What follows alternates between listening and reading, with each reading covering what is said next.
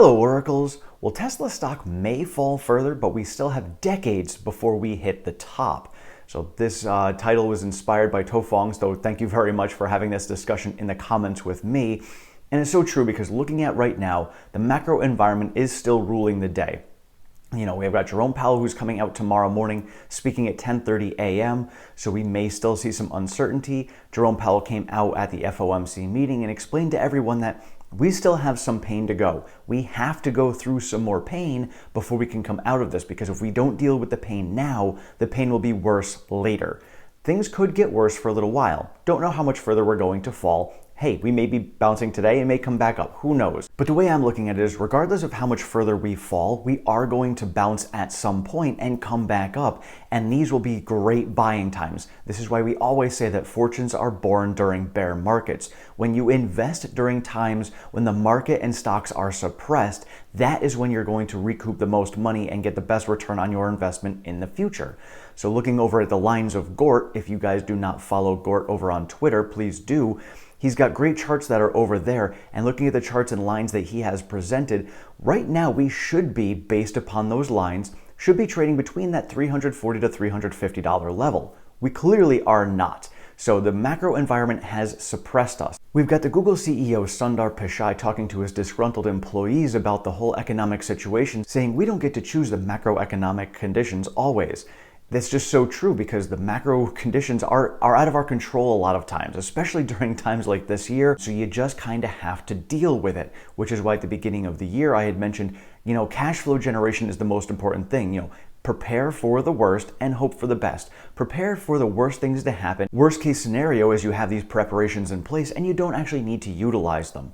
So, that's why I'm preparing for the worst. And with Jerome Powell saying we still have pain ahead, looking at the Fed's time frame, I'm going to say 12 to 18 months, we are going to be feeling some more pain. Now remember that the market looks 6 months ahead. So when we're looking out and saying, hey, we think the Fed may U-turn at the end of 2023, beginning of 2024, the market may recognize that ahead of time by 6 months and start the turnaround then with the buying back in.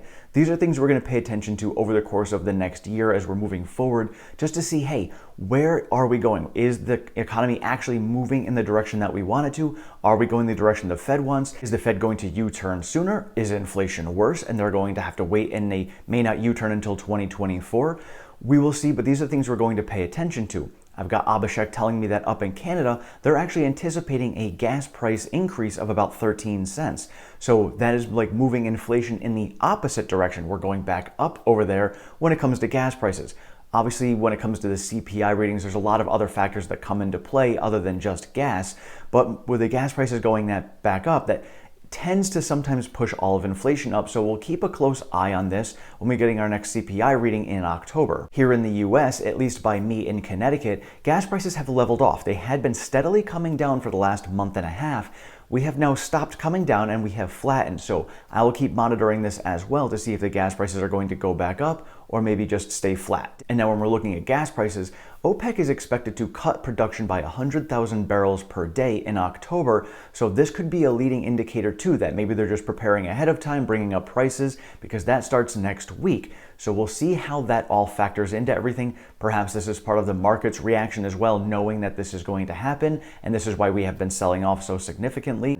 So again, these are just things to pay attention to, see how we trade over the course of the day. We may still see some uncertainty going to Jerome Powell speaking tomorrow. I mean, I don't know what new stuff he's going to tell us tomorrow. That could be different than last week, but anytime he comes out and says things, it kind of keeps the market a little bit uncertain. And so now when it comes to Tesla specific news, we have been seeing a lot more FUD in the news lately. Just some little things that I've been paying attention to. Algorithms, like when it comes to this channel and things, haven't been getting as much traction as they did in the past. So something tells me that the algorithms are a little bit off on Tesla. We have been seeing the FUD in the news. Australia's got articles all over the place about FUD. We've been hearing news about fires. We haven't seen stuff like this really since last spring, when we did end up coming down and we hit that low of 620. So this is just another one of those times where there's extra FUD on top of macro FUD, and it's just like double dipping. But you got to remember that Tesla is still outperforming the market and many other stocks despite all of this. So again, just pay attention to it, but remember, every single time we have talked about FUD in the past, when it comes to the FUD, you do want to do your own due diligence, make sure that, hey, is this FUD really just FUD, or is it something that we really need to pay attention to? But if it is just FUD, I gotta tell you, these are the times we discussed in the past. Those are the times you want to buy. Every single time we have seen this, we have had discussions in the comments going, I wish we had bought more. I wish I wasn't so scared. I wish I had money on the sidelines. These conversations have been happening on this channel since the beginning of the year. So just things to remember, that FUD times like this are the times that you would want to buy, because you go a month down the road and the stock starts taking off again. You're like, dang it, I wish I had bought more back then. And now, of course, none of this is financial advice, but those of you who have been on the channel long enough or who have been around Tesla stock long enough are well aware that this is the reality of what's going on. And when you get FUD storms that go on like this, I call them fudge. Fear, uncertainty, and doubt grab extra. So when we've got that fear, when we've got some uncertainty in the macro environment, when we've got doubts about ourselves, grab extra. That is what my motto is during times like these, and that is why I have been adding extra the more we dip. And somebody had mentioned in the comments, just doing some quick math, because somebody was giving me some crap for, I only invest $25 per day. And, everybody can invest whatever they certainly can. Somebody who has $100 but invests 25, that's 25% of their value that they have that they can invest.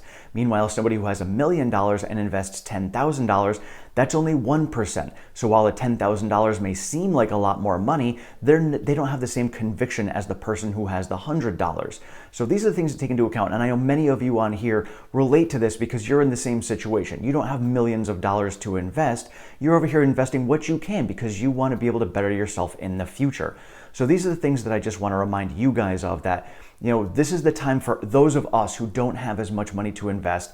If you can invest fractionally, it's a little bit easier. If you don't, take a look at these times. If you do have that conviction in the stock, if you have the conviction in the company that they are going to take off and we are going to see highs continue going on decades and decades into the future, these are the times where you can buy a little bit more for a little bit less. So while timing the market doesn't really matter, and in the long run it's not going to matter either, these times here could give you those few extra shares along the way to make a big difference down the road. And with me investing $25 per day, that's about $500 per month. And if we're going to 10x over the next decade, that $500 per month ends up turning into $5,000. So for me, I can definitely take that. And the exact example was, down in San Diego, which is where my family lives, mortgages down there are like $4,000 to $5,000 as they are. So for the future, looking down the road, I'm basically earning myself a mortgage for a nice house down in Southern California. And quite honestly, that is one of my goals down the road, is to buy a house in San Diego as an Airbnb.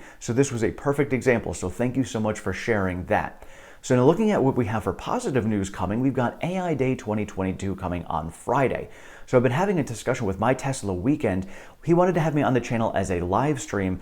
So we're going to probably try and coordinate it. We might be able to do a dual live stream. So I'll keep you guys posted on that. Let me know if you'd be interested in that, having both of us on there to discuss it. We're going to do like a 20-minute discussion ahead of time leading into it, what we think is going to happen. We'll watch the live stream. We're going to watch the whole AI Day 2022. And then we'll have a post recap to discuss, what everything transpired. So I'm really looking forward to that. I'll keep you guys posted on it. Let me know if you guys want to do a live stream on his channel, or we'll probably try to do the dual one. If we can do the dual one, I think that would be ideal. And let me know in the comments below, what surprises do you think we are going to be seeing at AI Day 2022?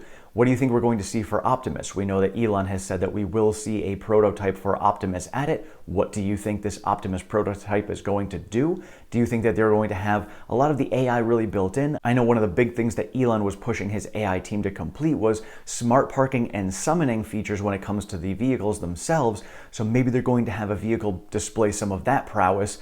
Those are just my thoughts, but let me know in the comments below what you guys think we are going to see. And also let me know in the comments below, where do you think we are going to see the bottom? Do you think we are going to see the bottom sometime this week and bounce?